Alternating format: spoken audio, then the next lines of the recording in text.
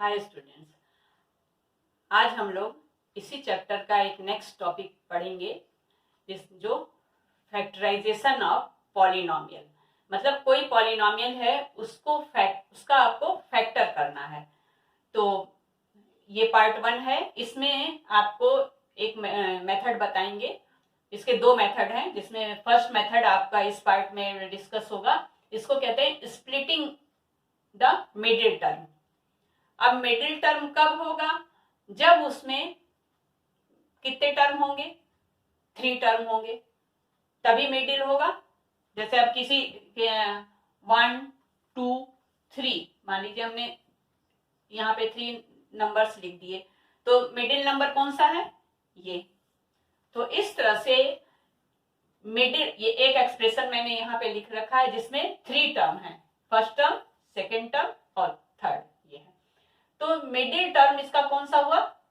ये हुआ। अब इस टर्म को स्प्लिट करना है, स्प्लिट करके फैक्टर करेंगे। स्प्लिट करने का मतलब क्या होता है? ब्रेक करना। तो इसको ब्रेक करेंगे। अब ब्रेक कैसे करेंगे? पहले एक एक्सप्रेशन मैं जनरल लिख रही हूं। देखिए, सपोज करिए कि जिससे हमें टैली करना है, तो ये हो गया ax² plus bx plus c। इस एक्सप्रेशन से इस पॉलिनोमियल को आप टैली करेंगे तो आपको क्या मिलेगा? a इक्वल टू, यहां से a क्या हो जाएगा? 12, क्योंकि ये x² का क्या है? कोफिशिएंट है। यहां x² का कोफिशिएंट a है और यहां x² का कोफिशिएंट क्या है? 12 है। तो अब आपका क्या हो गया? a equal to 12। और मिडिल टर्म इसका bx है। यहां पर मिडिल टर्म क्या है? -7x। हमेशा साइन के साथ कोई भी चीज कंसीडर करेंगे। तो अब यहाँ पर x और x, ये x का कोफिशिएंट यहाँ पे -7 है, यहाँ पर x का कोफिशिएंट b है। तो आपका b क्या हो गया? b equal to -7। ठीक। और c क्या हो गया? 1। c हो गया 1। अब आपको मिडिल टर्म को स्प्लिट करना है। तो आप ध्यान देंगे कि मिडिल टर्म को 2 पार्ट में स्प्लिट करना है। मतलब 7 को आपको स्प्लिट करना है। 7 को स्प्लिट कैसे करेंगे?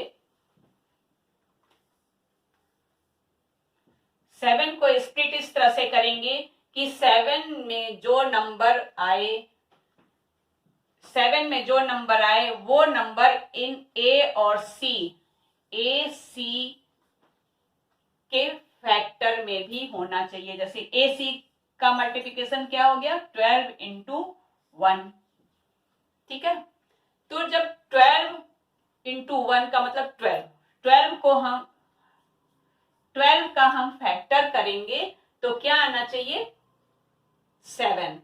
साइन को हम बाद में देखेंगे, पहले हम ये देखें कि 12 का फैक्टर क्या क्या हुआ। तो 12 का फैक्टर क्या हुआ? 2 इंटू 2 इंटू 3। ठीक है। अब इस 2 और 3 को इस तरह से हमें एडजस्ट करना है कि -7 आ जाए। तो देखते हैं कि अगर इसको हम अलग करते हैं, इन दोनों को एक साथ लेते हैं, तो क्या हो गया? 2 प्लस ऐड करेंगे या सब्ट्रैक्ट करेंगे, तो 2 प्लस 6 कितना हो गया? 8 हो गया। 7 नहीं आया, मतलब -7 नहीं आया, -7 लाना है। अगर इसका साइन हम कर दें -2 प्लस 6, तो कितना हो जाएगा? -2 प्लस 6 में क्या हो जाएगा? +4 होगा, तब भी 7 नहीं आया। अब इसको आप हर तरह से हर एक नंबर में माइनस प्लस लेके पहले चेक कर लेंगे। अब मान लीजिए कि आपके पास ये हो गया आपका 2 - 6, तो क्या हो गया? -4 हो गया, तब भी आपका -7 नहीं आ रहा है। और अगर हम इसको माइनस कर दें तो -2 - 6 आपका क्या हुआ? -8 हो गया, तब भी आपका माइनस नहीं आया, मतलब अब ये हमारा फेल हो गया। अब हम दूसरा पेयर लेंगे। सपोज करिए इसको आप अलग कर दीजिए, क्योंकि ये 2 तो सेम ही था, इसको अलग कर दीजिए और ये ले लेते हैं। तो ये 2 2 क्या कितना हो गया, 4 इंटू 3। तो 4 इंटू 3, अगर 4 प्लस, क्योंकि हमें मिडिल टर्म जो लाना है वो प्लस और माइनस के फॉर्म में लाना है, मतलब ये दो नंबर के एडिशन या दो नंबर के सब्ट्रैक्शन या एक नंबर प्लस और दूसरा नंबर माइनस, या एक नंबर माइनस दूसरा नंबर प्लस, इस तरह से हमको इस -7 को एडजस्ट करना है। अब आप अगर 4 और +3 करते हैं तो क्या हो गया, 7। अब यहां से आपको, अब आपका 7 आ रहा है, लेकिन आपको यहां पर क्या लाना है, -7 लाना है।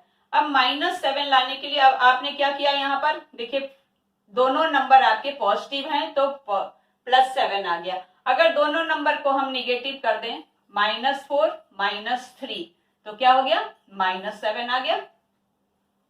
अब आपका मिल गया।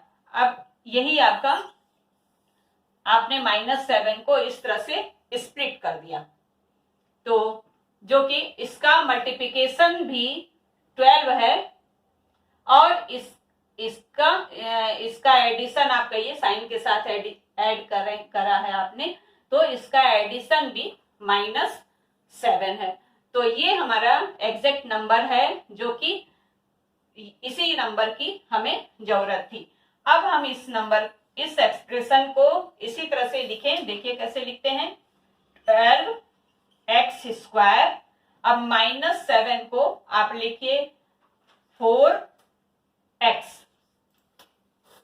और वहां से लेंगे -3x। अब देखिए 4 और 3 का मल्टीप्लिकेशन क्या हो गया, 12 हो गया। अगर ये दोनों 1, अगर यहाँ कोई और नंबर होता तो आप उसको भी कंसीडर करते। यहाँ पे 1 है तो दोनों का मल्टीप्लिकेशन 12 हुआ, यहाँ दोनों का मल्टीप्लिकेशन कितना हुआ, 12 हुआ।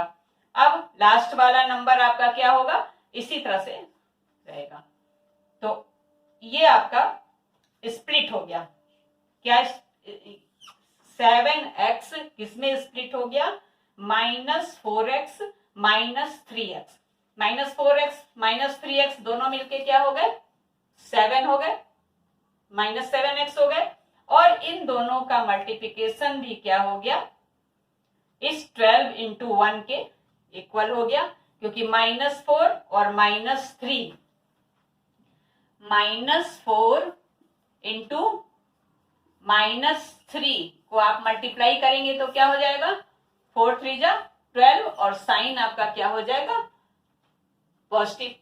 तो इस तरह से मतलब आपका ये स्प्लिट, आपने जो स्प्लिट किया ये करेक्ट है। अब इसको आप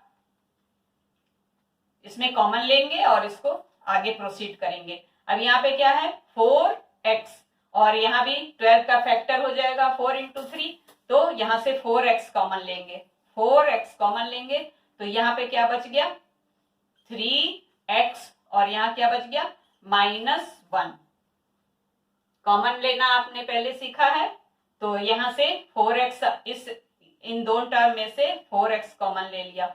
अब यहाँ पर देखिए 3x, आपको यही करनी है कि इसका जो ब्रैकेट में जो टर्म्स और नंबर्स होंगे वो सेम ऐसे ही होने चाहिए। अब यहाँ पे आप अगर इसमें -1 कॉमन ले लीजिए तो यहाँ पे क्या बच जाएगा, 3x -1, क्योंकि यहाँ से माइनस आपने निकाल लिया, और ये वाला जो पॉजिटिव टर्म है यहाँ से जब माइनस ले लिया तो ये माइनस हो गया। आप मल्टीप्लाई करके भी देख सकते हैं कि इस -1 से इसमें मल्टीप्लाई आपने किया तो क्या मिल गया, -3x मिला, और फिर इस माइनस से इसमें मल्टीप्लाई किया तो माइनस माइनस प्लस आपको मिल गया। आप क्रॉस चेक कर सकते हैं, मतलब सेकेंड लाइन से फर्स्ट लाइन पे जा सकते हैं चेकिंग के लिए। अब ये दोनों आपके सेम हैं तो इन दोनों को आप फिर कॉमन ले लीजिए, तो 3x -1, और अब यहाँ पे क्या बच गया, 4x और यहाँ पे क्या बच गया आपका -1।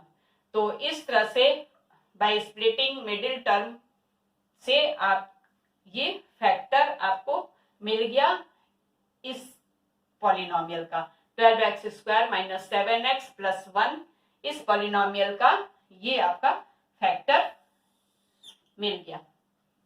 तो इस तरह से बाय स्प्लिटिंग मिडिल टर्म से हम जिसमें 3 टर्म होंगे, जिस पॉलिनोमियल में 3 टर्म होंगे उसको बाय स्प्लिटिंग मिडिल टर्म से स्प्लिट करके और फैक्टर निकाल सकते हैं।